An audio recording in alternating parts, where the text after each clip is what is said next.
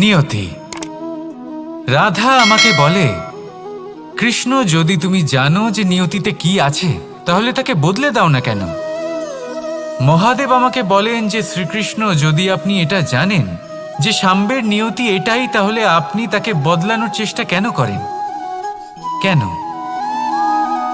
কারণ আমি একজন পিতা, আর পিতার কর্তব্য এটাই, তিনি যেন সম্ভাব্য সব চেষ্টা করেন নিজের সন্তানের মঙ্গলের জন্য। নিয়তি আমি জানি, কিন্তু এটাও আমি জানি যে কর্মের থেকে বড় আর কোনো নিয়তি হতে পারে না। অভিজ্ঞতাও রয়েছে যে কর্মের হাতে নিয়তির এই চক্র বদলে যেতে পারে। তাই জীবনে যদি আপনার কখনো এমন মনে হয় যে এটা তো অসম্ভব, তখনও চেষ্টা করা কখনোই ছাড়বেন না।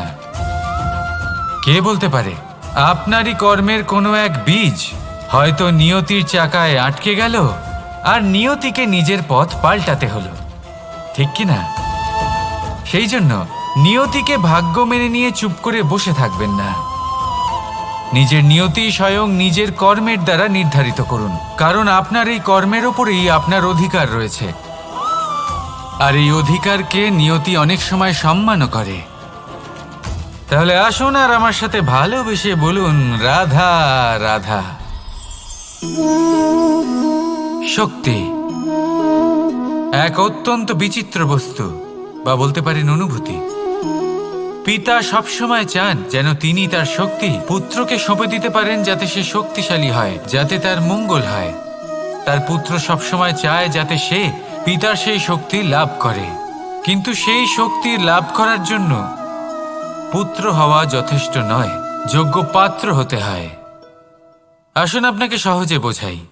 যদি আপনি সুপাত্র হন আর আপনাকে শক্তি দেওয়া হয়, তাহলে আপনি সেই শক্তির গুরুত্ব বুঝবেন, কোথায় সেই শক্তি প্রয়োগ করা উচিত সেটা বুঝবেন। আর এটা যেহেতু অর্জন করা শক্তি হবে, সেই শক্তির অপব্যবহার হবে না। কিন্তু যদি এই আপনি কুপাত্র হন আর যদি আপনাকে এই শক্তি দেওয়া হয়, তাহলে কি হবে? দেখতে গেলে এই শক্তি আপনি দান হিসেবে পেয়েছেন, তাই না আপনি এই শক্তির গুরুত্ব বুঝবেন, আর না এর প্রয়োগ আপনি জানবেন। তার অপব্যবহার হওয়া সুনিশ্চিত। তাই যদি আপনি কোনো শক্তি অর্জন করতে চান, তাহলে আগে তার যোগ্য হয়ে উঠুন। পুত্র নয়, পাত্র হয়ে উঠুন। আর আমার সাথে ভালোবেসে বলুন, রাধা রাধা। কথায় আছে, প্রত্যেক পুত্র তার পিতার প্রতিচ্ছবি হয়, আর সমস্ত প্রতিচ্ছবি চায় যেন সে তার অস্তিত্ব প্রাপ্ত করতে পারে। পুত্র চায় সে যেন তার পিতার মতো হয়, বা কখনো কখনো তার থেকেও শ্রেষ্ঠ হয়। সেটা কোনো অনুচিত ব্যাপার নয়। অনুচিত তখন হয় যখন পুত্র নিজের পিতার মতো হবার স্বপ্ন পূরণ করতে গিয়ে বা তার থেকেও শ্রেষ্ঠ হওয়ার স্বপ্ন পূরণে অনুচিত পথের আশ্রয় নেয়। কারণ তারপরে সে তার পিতার গুণগুলি আত্মসাৎ করতে চায় না। সে শুধুই এটা চায় যে সংসারের চোখে যেন আমি শ্রেষ্ঠ প্রমাণিত হই। এটা অনুচিত। সংসারে এমন অনেক মানুষ আছেন যারা এই কারণে শ্রেষ্ঠ হওয়ার চেষ্টা করেন যাতে তার পরিবারের তার পিতার সম্মান বৃদ্ধি পায়। এমনও মানুষ থাকেন, আর এটাই হলো পার্থক্য উদ্দেশ্যের। মনে রাখবেন, যদি আপনার উদ্দেশ্য শুভ হয় তাহলে পথও শুভ হবে, যদি আপনার উদ্দেশ্য অশুভ হয় তাহলে পথও অশুভ হবে। তাহলে নিজের পিতার মতো হবার চেষ্টা অবশ্যই করুন, তার থেকেও শ্রেষ্ঠ হওয়ার চেষ্টা অবশ্যই করুন, কিন্তু মনে রাখবেন আপনার সংকল্প আর আপনার উদ্দেশ্য এই দুই শুভ হওয়া উচিত। তাহলে আসুন আর আমার সাথে ভালোবেসে বলুন, রাধা রাধা। শক্তি শক্তি অর্জন করা এতটা কঠিন নয় যতটা শক্তি লাভ করার পরে সেই শক্তি সামলানো কঠিন হয়। কারণ যেই মানুষ শক্তি লাভ করে তার মনে গর্ববোধ জন্মায়, জন্মায় অহংকার, জন্মায় জেদ। তাই শক্তি প্রাপ্ত করার সাথে বিনম্র থাকাও অত্যন্ত আবশ্যক। আর এটা আমাদের শেখা উচিত বৃক্ষের থেকে। বৃক্ষ যা আমাদের ফল দেয়, বৃক্ষ যা যত ফল দেয় ততটাই ঝুঁকে যায়। আমরা পাথর মারি ওই বৃক্ষের থেকে ফল প্রাপ্ত করার জন্য। সেই পাথরের মার সহ্য করেও বৃক্ষ আমাদের ফল দেয়। কোনো গর্ববোধ নেই, কোনো অহংকার বোধ নেই, আর সেই জন্য এই বৃক্ষের পুজো করা হয়। এটাই হলো মাহাত্ম্য শক্তির সাথে বিনম্রতার। যদি এই শক্তি সৃজন করে থাকে, সাহায্য করে থাকে, সম্বল হয়ে থাকে, তবেই সেই শক্তি উপযুক্ত। আর নয়তো সেই শক্তি একদিন আপনাকে আসক্ত অবশ্যই করবে। তাহলে শক্তি অবশ্যই অর্জন করুন, কিন্তু তার সাথে সেই শক্তি সামলানোর মতো বিবেকও আপনাকে অবশ্যই জাগ্রত করতে হবে। তাহলে আসুন আমার সাথে ভালোবেসে বলুন, রাধা রাধা। অহংকার অত্যন্ত বলশালী হয়। এই অহংকার মানুষকে কখনো নত হতে দেয় না। অদ্ভুত ব্যাপার, এই অহংকার যা মানুষকে কখনো নত হতে দেয় না, সেটাই তার পতনের কারণও হয়ে দাঁড়ায়। যেখানে মানুষ এটা ভাবতে শুরু করে যে শুধুমাত্র সেই যোগ্য, সেখান থেকেই তার পতনের আরম্ভ। ঠিক কিনা? দেখুন, যদি কোনো মানুষ এটা ভাবে যে আমি এই সব কিছু করতে পারি, তাহলে তা হলো বিশ্বাস।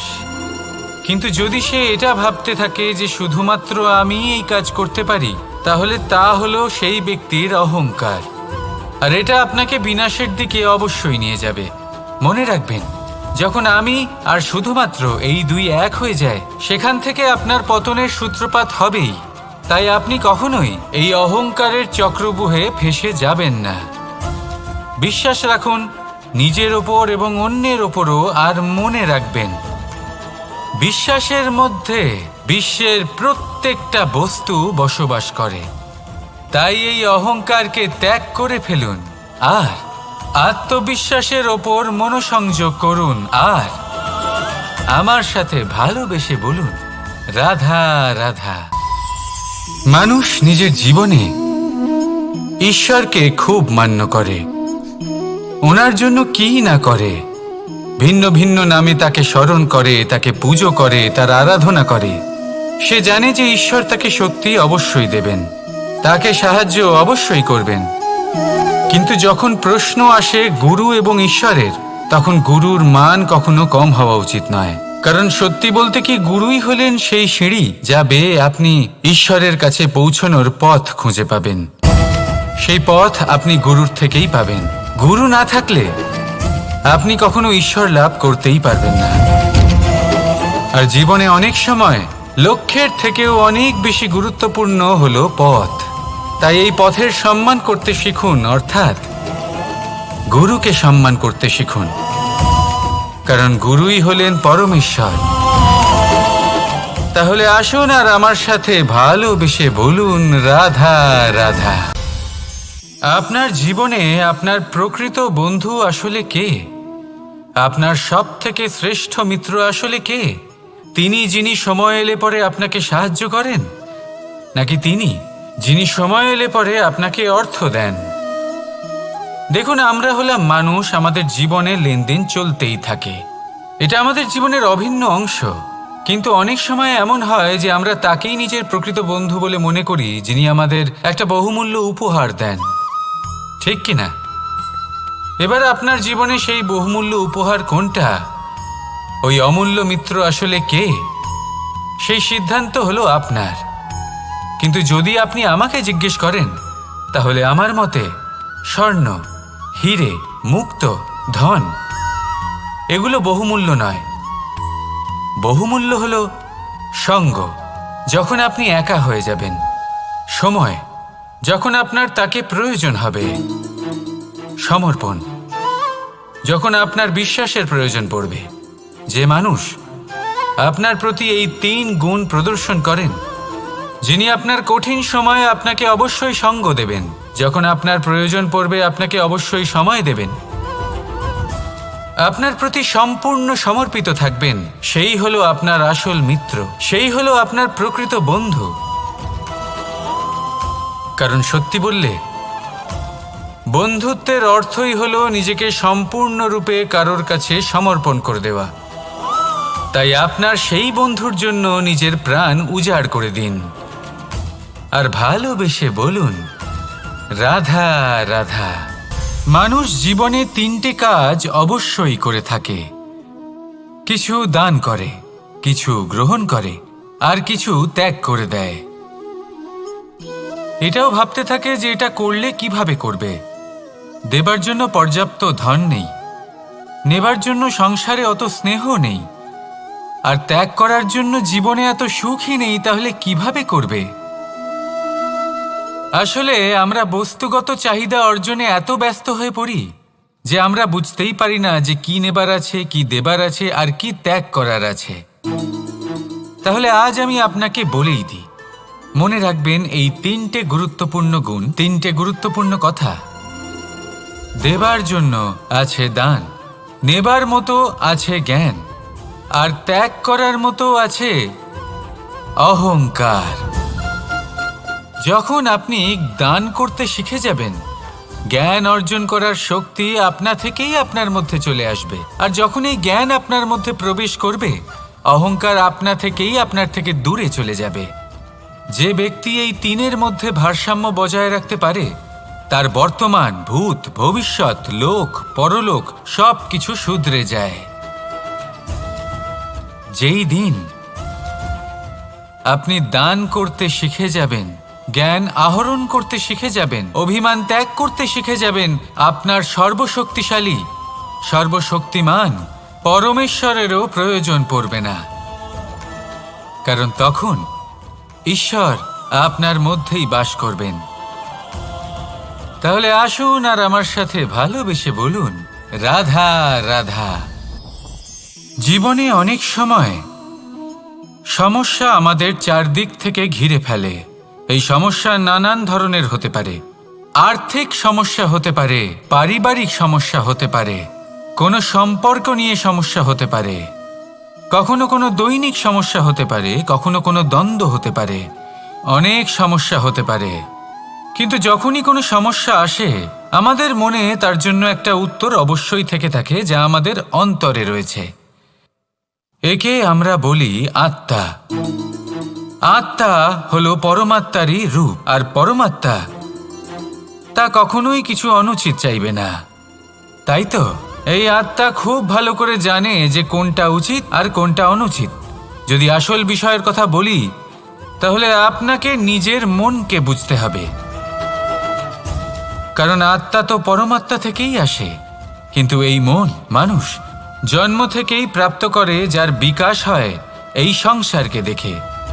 যেদিন আপনার এই মন আর আপনার এই আত্মা এই দুই এক হয়ে যাবে, আত্মসাৎ হয়ে যাবে, সেদিন আপনার জীবনে না কোনো সমস্যা থাকবে, না কোনো ঝঞ্ঝাট থাকবে, না কোনো সংকট থাকবে।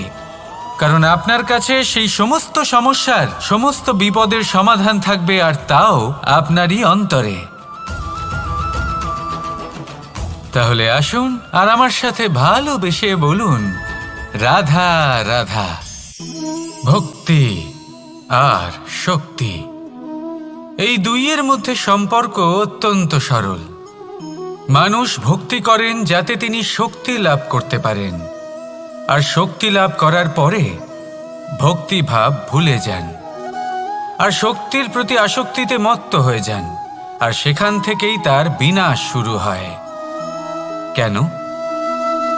কারণ ভক্তির দ্বারা প্রাপ্ত শক্তি অন্য কারোর হিতের জন্য ব্যবহার করতে হয়, অন্য কারোর মঙ্গল করার জন্য ব্যবহার করতে হয়, কারোর বিনাশের জন্য নয়। এবার যদি আমি আপনাদের একটা উদাহরণ দিয়ে বোঝাই, তাহলে কোদাল দিয়ে আমরা মাটি কোপাতে পারি, একটা গর্ত খুঁড়তে পারি, যাতে একটা নতুন বৃক্ষ জন্ম নিতে পারে, একটা বৃক্ষ যা অন্য জীবকে ফল প্রদান করবে, যাত্রীদের ছায়া প্রদান করবে। কিন্তু এই কোদালের ব্যবহার যদি আমরা অন্য কারোর ক্ষতি করার জন্য করি, তাহলে ক্ষতি শুধুমাত্র আমাদেরই হবে। তাই জীবনে যদি আপনি কোনো শক্তি লাভ করেন, হয়তো ভক্তির দ্বারা বা অন্য যেখান থেকেই হোক, তার সদ্ব্যবহার করতে শিখুন, নয়তো এই প্রাপ্ত শক্তি আপনার পতনের কারণ হয়ে দাঁড়াবে। তাহলে আসুন আমার সাথে ভালোবেসে বলুন, রাধা রাধা। বরদান অত্যন্ত বিচিত্র এক বিষয়, কিন্তু দেখতে গেলে এই বরদান কি না করতে পারে। এক দরিদ্রকে রাজা বানিয়ে দিতে পারে, একজন দুর্বলকে এই সংসারের সব থেকে শক্তিশালী ব্যক্তি বানিয়ে দিতে পারে। কিন্তু আমরা ভুলে যাই এক অত্যন্ত গুরুত্বপূর্ণ কথা। বরদান এই শব্দের শেষে দান লুকিয়ে রয়েছে। এই দান কথাটা অত্যন্ত গুরুত্বপূর্ণ। আমাদের মনে রাখা উচিত এই বরদান আমরা দানে পেয়েছি, আর তাই তার সম্মান করা উচিত, কখনোই অহংকার করা নয়। আর যে ব্যক্তি বরদান পেয়ে অহংকার করেন তার যা ক্ষতি হয় তা হলো এই বরদান তার থেকে কেড়ে নেওয়া হয়। বর অর্থাৎ শ্রেষ্ঠ, অর্থাৎ বরদানের অর্থ হলো একটা শ্রেষ্ঠ দান, এবং তার ব্যবহার যদি আপনি কারোর ক্ষতি করার জন্য করেন তাহলে ক্ষতি শুধুই আপনার হবে। তাহলে এই বরদানের সম্মান করুন, উচিত পথে চলুন, আর উচিত উদ্দেশ্য নিয়ে এর ব্যবহার করুন। সব কিছু ভালোই হবে। তাহলে আসুন আর আমার সাথে ভালোবেসে বলুন রাধা রাধা। পিতা আর পুত্রের সম্পর্ক অত্যন্ত মধুর হয়ে থাকে। পিতা স্বপ্ন দেখেন, তাকে পূর্ণ করার সকল সম্ভাব্য চেষ্টা করেন, কিন্তু তাও অনেক সময় ওনার স্বপ্ন অপূর্ণ থেকে যায়। তখন পিতা ভাবেন যে স্বপ্ন উনি পূর্ণ করতে পারেননি ওনার সন্তান তা অবশ্যই পূরণ করবে। যে স্থানে উনি কখনো পৌঁছতে পারেননি সেই স্থানে ওনার পুত্র অবশ্যই পৌঁছবে। পিতা নিজের সন্তানের ভবিষ্যৎ নিয়ে সেই স্বপ্ন দেখেন, আর যখন সেই সন্তান সামনে এগোতে থাকে তখন তার দুঃখ হয় না, বরং গর্ব হয়। ওনার ভালো লাগে এটা দেখে যে ওনার সন্তান অনেক উন্নতি করছে। কিন্তু যখন সন্তান নিজের অভিভাবকের শক্তি দেখে, তার যশ দেখে হিংসা করতে থাকে, সমস্যা সেইখানেই শুরু হয়। সেই জন্য সকল সন্তানকে এটা মনে রাখতে হবে, দেখুন, পুত্র হবার সুবাদে, এক সন্তান হবার সুবাদে এটা হলো আপনার অধিকার যে আপনি আপনার পিতার থেকে বেশি উন্নতি করবেন। আপনার পিতাও এটাই চান, কিন্তু সুস্থভাবে এটা করুন। একটা রেখা টেনে নিন যাতে আপনি তাতে এগোতে পারেন আর আপনার পিতার তাতে গর্ববোধ হয়, আর সেই বিষয়ে দুঃখ না হয় যে আমার সন্তান আমাকেই ছোট করার চেষ্টা করছে। ইতিহাস সাক্ষী রয়েছে, যে মানুষ অন্য কাউকে ছোট করার চেষ্টা করেছেন সেই মানুষই ছোট হয়ে গেছেন। আর আমার মনে হয় না আপনি এটা চান, কারণ কোনো একদিন আপনিও কারোর পিতা হবেন। আসুন আমার সাথে ভালোবেসে বলুন রাধা রাধা। সাথী। সাথী এই শব্দটির ব্যাখ্যা কে কিভাবে করে? মিত্র, সখা, বন্ধু, কিন্তু অর্থ একটাই। তিনি যিনি আপনার সঙ্গী হন আর তিনি যার সাথী আপনি হন। এবার সব থেকে বড় প্রশ্ন হলো এটাই যে তিনি কে হতে পারেন যাকে আপনি আপনার সাথী বলে মেনে নিতে পারেন। নিজের সখা, নিজের মিত্র, নিজের বন্ধু মেনে নিতে পারেন। আপনার সাথী হলেন তিনি যিনি দুঃখের সময় আপনার পাশে থাকবেন, আপনার হাত ধরে থাকবেন। আপনার সাথী হলেন তিনি যার হাত আপনি নিজের সুখের দিনে ধরে থাকবেন। সেই সাথীরই হাত ধরুন যিনি দুঃখে সবসময় আপনাকে সাহায্য করার জন্য তৎপর হয়ে থাকেন, আপনার পাশে থাকেন, আর যাকে সুখের দিনে আপনি আপনার সাথে রাখতে পারেন। আর যখন আপনার সাথে আপনার এই সাথী থাকবে তখন আপনি এটা বুঝবেন যে যখন জীবনে দুঃখ আসে তখন এই দুঃখ কমে যায়, সবার মধ্যে ভাগ হয়ে যায়। আর যদি তখন সুখ আসে তাহলে সেটা সবার উপস্থিতিতে আরো বেড়ে যায়। এটাই হলো প্রেম, এটাই হলো ভালোবাসা, এটাই হলো সঙ্গ, যেমন সম্পর্ক আমার আর রাধার মাঝে। তাহলে আসুন আর আমার সাথে ভালোবেসে বলুন রাধা রাধা। আমাদের মনে যখন কোনো প্রশ্ন ওঠে, কোনো দ্বন্দ্ব জাগে, তখন আমরা যাই আমাদের গুরুর কাছে, আমাদের আরাধ্যের কাছে গিয়ে জিজ্ঞেস করি। এইভাবেই একদিন আমি পৌঁছলাম আমার আরাধ্যের কাছে, আমার মহাদেবের কাছে, আর ওনাকে প্রশ্ন করলাম যে মহাদেব, জীবনে আনন্দ পাওয়ার, উৎসব পালনের, প্রেম ভাগ করে নেবার, জীবনকে উপভোগ করে নেওয়ার সর্বশ্রেষ্ঠ সময় কোনটা? মহাদেব হাসলেন আর উনি বললেন, জীবনে উৎসব পালনের সবথেকে শ্রেষ্ঠ দিন হল মৃত্যুর ঠিক আগের দিনটা। প্রেম ভাগ করে নেওয়ার সবথেকে শ্রেষ্ঠ মুহূর্ত হল মৃত্যুর ঠিক আগের মুহূর্ত। জীবনকে উপভোগ করে নেওয়ার সর্বশ্রেষ্ঠ প্রহর হল মৃত্যুর এক প্রহর পূর্বে। তখন আমি চমকে গেলাম। আমি বললাম, কিন্তু মহাদেব, মৃত্যু তো অনিশ্চিত, আমরা জানিও না কবে আমাদের মৃত্যু হবে। মহাদেব আবার হাসলেন। উনি বললেন যে যদি আমরা এভাবে জীবন কাটাই যে আমরা জীবনের প্রত্যেক দিন, প্রত্যেক মুহূর্ত, প্রত্যেক প্রহর শেষ বলে মনে করি, তাহলে আমাদের সমস্ত জীবন আনন্দের সাথেই অতিবাহিত হবে। কি বলেন? তাহলে আপনিও এই কথা মনে রাখুন আর আমার সাথে ভালোবেসে বলুন, রাধা রাধা। জীবনে অগ্রসর হওয়ার জন্য আমাদের কাকে প্রয়োজন হয়? মাতা পিতা, বন্ধু, প্রেম, সাহায্য, অর্থ, পরিশ্রম, আশা। ভিন্ন ভিন্ন মানুষ ভিন্ন ভিন্ন বিকল্প চয়ন করে। যদি আমি আপনাকে বলি, তাহলে জয় আর পরাজয়ের মন্ত্র দুটো শব্দের উপর নির্ভর করে, মেনে নেওয়া আর দৃঢ় হওয়া। যদি মেনে নেন তাহলে হেরে যাবেন, যদি দৃঢ় হন তাহলে নিশ্চিত রূপে জয়ী হবেন। যদি কখনো আপনি ক্লান্ত হয়ে ওঠেন, আপনি দুঃখী হন, পুরোপুরি ভেঙে পড়েছেন, তখন মেনে নেবেন না যে আপনি ভেঙে পড়েছেন, নয়তো হেরে যাবেন। তখন উল্টে স্থির করবেন যে যাই হয়ে যাক না কেন, আমি জয়ী হবই। আর আপনি দেখবেন যে জয় নিশ্চিত রূপে আপনার কাছেই আসবে। তাহলে এই কথা মনে রাখবেন আর আমার সাথে ভালোবেসে বলবেন, রাধা রাধা। সময়, জীবন, কাল। দেখতে গেলে এই তিনটি শব্দ একটি শব্দেরই সমার্থক শব্দ মনে হয়, কিন্তু এই শব্দগুলির অর্থ কি সমান? কখনোই নয়। হ্যাঁ, এই সময় চলতে থাকে, জীবন চলতে থাকে, কালচক্র চলতে থাকে। এই সময় কেটে যায়, কিন্তু এই জীবন, একে যাপন করতে হয়। কি বলেন? এই জীবনে কিছু করুন বা কিছু না করুন, জীবন এমনি কেটে যাবে, আপনি জানতেও পারবেন না। কিন্তু সেটা আমাদের উদ্দেশ্য নয়, একে যাপন করতে হবে।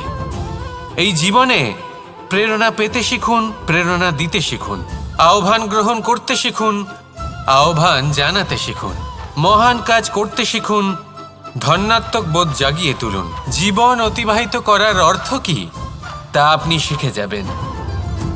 কারণ সময় কেটে যায়, সমস্ত যুগ কেটে যায়, কিন্তু জীবনের রীতি জীবন কাটিয়ে দেওয়া নয়, জীবন যাপন করা। এই জীবন সম্পূর্ণরূপে অনুভব করতে হবে, নতুন পথ বানাতে হবে।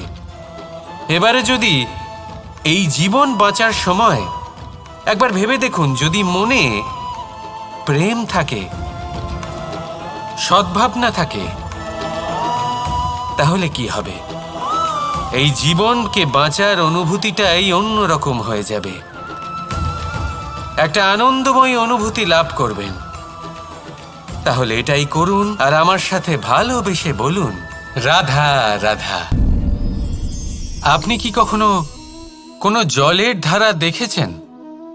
তার সামনে যতই মাটি থাকুক না কেন, যতই কাদা থাকুক না কেন, যখন এই জলের ধারা বইতে আরম্ভ করে দেয়, তখন এই কাদাকে নিজেই ধুয়ে নিয়ে যায়। ওই কাদাকে ধুয়ে দেয় এবং নিজের পথ নিজেই তৈরি করে নেয়। তাহলে আপনিও এরকম জলের মতো হয়ে উঠুন। যদি হয়ে উঠতে পারেন, তাহলে নিজের মনের, নিজের ভাবনার, নিজের জীবনের যত অনাবশ্যক তত্ত্ব আছে, অনুপযোগী অংশ রয়েছে, অর্থাৎ অপরিষ্কার অংশ রয়েছে, তা নিজে থেকেই নির্মল হয়ে উঠবে। আর যেরকম জলের ধারা কখনো থেমে থাকে না, সব সময় বয়ে চলে, সেইভাবে আপনিও কখনোই থামবেন না। সবসময় বয়ে চলুন, এগোতে থাকুন। পথে যদি অনেক বিপদ আসে, সমস্যা আসে, থামবেন না, তার উপর নিরন্তর প্রহার করুন, নিরন্তর প্রয়াস করুন আর অগ্রসর হন। আপনি ভেবে দেখুন, এই জলের ধারা কখনো থেমে থাকে না, সবসময় বয়ে চলে, বিপদের সম্মুখীন হয়ে তাকে সাথে বয়ে নিয়ে চলে। সেই জন্য জলের ধারা, প্রবাহমান এই ধারা, এর থেকে কখনো দুর্গন্ধ আসে না, এতে কখনো ময়লা জমতে পারে না, বরং পালিত হয় সুন্দর প্রাণবন্ত জীবজন্তু, যেমন সুন্দর ছোট মাছ। তাই আপনিও এটাই করুন, কখনো থামবেন না, শুধু চলতে থাকুন, জলের ধারার মতো বইতে থাকুন। আপনি আপনার লক্ষ্য অবশ্যই খুঁজে পাবেন, আর তার সাথে নিজের অন্তরের যে মালিন্য রয়েছে তা আপনি নিজেই নিজের থেকে দূরে করে দেবেন। তাহলে আসুন আর আমার সাথে ভালোবেসে বলুন, রাধা রাধা। এবার অনেক সময় মানুষের মনে এরকম প্রশ্ন আসে যে এই সংসারে সবথেকে বড় বিপদ কি? কেউ বলে ধর্ম সংকট, আবার কেউ বলে প্রাণের ওপর আসা সংকট। প্রত্যেক মানুষের জীবনে বিভিন্ন সংকট আসে, আর এই সমস্ত সংকট অত্যন্ত বিচিত্র হতে পারে। এই সমস্ত সংসার হলো সংকট দ্বারা পরিপূর্ণ। ঠিক আছে, আপনাকে একটা উদাহরণ দিই। একজন ধনী ব্যক্তি, এবার ওনার জীবনে সংকট কি হতে পারে? সংকট এটাই যে কেউ তার সম্পত্তি চুরি না করে নেয়, আমরা বুঝতে পারছি। এবার একজন চোর, তার জীবনে সংকট কি হতে পারে? যে চুরি করার সময় সে যদি তার একটা কাশি চাপতে না পারে, তাহলে সে ধরা পড়ে যেতে পারে, ঠিক কিনা? আবার অনেক সময় এমনও হয় যে যার জন্য আমি সংকট, সেও আমার কাছে সংকট। যেমন এই পরিস্থিতিতে দেখুন, সংকট হলো সংকট, এ তো জীবনে থাকবে, কিন্তু এর সম্মুখীন কিভাবে হওয়া যায়? খুব সরল, সব এটার ওপর নির্ভর করে, মনের ওপর। এই মনকে নিয়ন্ত্রণ করলে সব ঠিক থাকবে। এবার যদি ধনী ব্যক্তি মনকে নিয়ন্ত্রণ করে ফেলেন, নিজের অর্থের ব্যবহার শুভ কাজের জন্য, সমাজের সেবার জন্য বিকাশ করতে করেন, ওই অর্থকে একত্রিত করে না রাখেন, তাহলে চুরির সমস্যা, এই সংকট সেখানেই কেটে যাবে। এবার যদি কথা বলি সেই চোরের, তাহলে চোর যদি নিজের মনকে সংযত করে নেয়, যদি নিজের কর্মকে নিয়ন্ত্রণ করতে পারে, তাহলে এমন কোনো স্বর নেই, এমন কোনো স্বর নেই যা ওকে ধরা পড়তে বাধ্য করবে। সেই জন্য জীবনে সংকট যতই আসুক, যত বড়ই সংকট আসুক না কেন, কবচ হলো একটাই, আর এই কবচের নাম হলো আত্মনিয়ন্ত্রণ। নিজের মনকে নিয়ন্ত্রণে রাখতে শিখুন। এটা নিজের জীবনে প্রয়োগ করে তো দেখুন। যদি আপনি করতে পারেন, তবে আপনি দেখবেন যে সংকট তো জীবনে আসা যাওয়া করে, কিন্তু সেই সংকটগুলির সম্মুখীন আপনি এইভাবে করতে পারবেন। তাহলে সেটাই করুন, আর আমার সাথে ভালোবেসে বলুন, রাধা রাধা। এই দড়িটা দেখুন, ছোট ছোট রেশম দ্বারা তৈরি, এটা সরু সুতো দ্বারা তৈরি হয়েছে এটা, আর এ অত্যন্ত কোমলও বটে। আর আপনি চাইলে এটা সোজাও করে দিতে পারেন, আর চাইলে এটা বেঁকিয়েও দিতে পারেন, আর যদি চান তাহলে এটা গোল গোল করে বেঁধে কোথাও রেখেও দিতে পারেন। এবার এই কোমল দড়ি যদি কোনো নিষ্ঠুর কঠিন পাথরে বারংবার জড়িয়ে দেওয়া হয়, তাহলেও তাকেও কাটতে পারে, নিজের ছাপ ছেড়ে যেতে পারে, সেটার আকারও বদলে ফেলতে পারে। এবার এর কারণ কি? এর কারণ হলো অভ্যাস আর নিরন্তর প্রচেষ্টা। যদি আপনিও চেষ্টা করেন আর নিরন্তর কর্ম করে যান, তাহলে আপনার প্রারব্ধ পাথরের মতো কঠিনই হোক না কেন, তাতে ভাঙন ধরিয়েও আপনি নিজের লক্ষ্যে অবশ্যই পৌঁছতে পারবেন। একটা গুরুত্বপূর্ণ কথা মনে রাখবেন, সুকর্মের অভ্যাস আর নিরন্তর প্রয়াস, এই হলো সাফল্যের মন্ত্র। তাহলে জীবনে এই মন্ত্র আনুন আর আমার সাথে ভালোবেসে বলুন, রাধা রাধা। বসন্ত ঋতু, এই সময় মন আনন্দে ভরে থাকে। এমন মনে হয় যেন আমরা আকাশে বিচরণ করতে চলে যাই, কিন্তু সেটা তো সম্ভব নয়। সেই জন্য হয়তো আমরা ঘুড়ি ওড়াই, এই ঘুড়িকে নিজেদের প্রতিরূপ মনে করে। এবার অনেক মানুষ আছেন যারা ঘুড়ি ওড়ান, কিন্তু এই কর্মের সারমর্ম কি সেটা কজন বুঝতে পারেন? আপনি এটা মনে করুন যে আপনি হলেন সেই ঘুড়ি, আর এই সুতো যিনি ধরে রয়েছেন তিনি হলেন পরমাত্মা। আর এই সুতো যেখান থেকে শুরু হয় সেই লাটাই হলো আমাদের কর্মচক্র। এবার আপনি নিজেই অনুমান করুন যে এই উড়ান কার ওপর নির্ভরশীল? পরমাত্মার ওপর আর আপনার কর্মের ওপর। যদি পরমাত্মা আপনার হাত ধরে থাকেন, আপনার সাথে থাকেন, যদি আপনি শুভ কর্ম করতে থাকেন, আপনি এই আকাশে উড়তে থাকবেন। কিন্তু কোথাও কোথাও যদি পরমাত্মার সাথে এই বন্ধন ছিন্ন হয়, আপনার কর্মচক্র খারাপ হয়ে যায় বা থেমে যায়, তাহলে আপনার এই ঘুড়ি কেটে যাবে আর দূরে কোনো গাছের ডালে গিয়ে আটকে যাবে। তাই শুধুমাত্র ঘুড়ি ওড়াবেন না, তার থেকে শিখুন, পরমাত্মার সাহচর্যে থাকুন, সবসময় শুভ কর্ম করতে থাকুন আর সবসময় এই আকাশে উড়তে থাকুন। আসুন আর আমার সাথে ভালোবেসে বলুন, রাধা রাধা।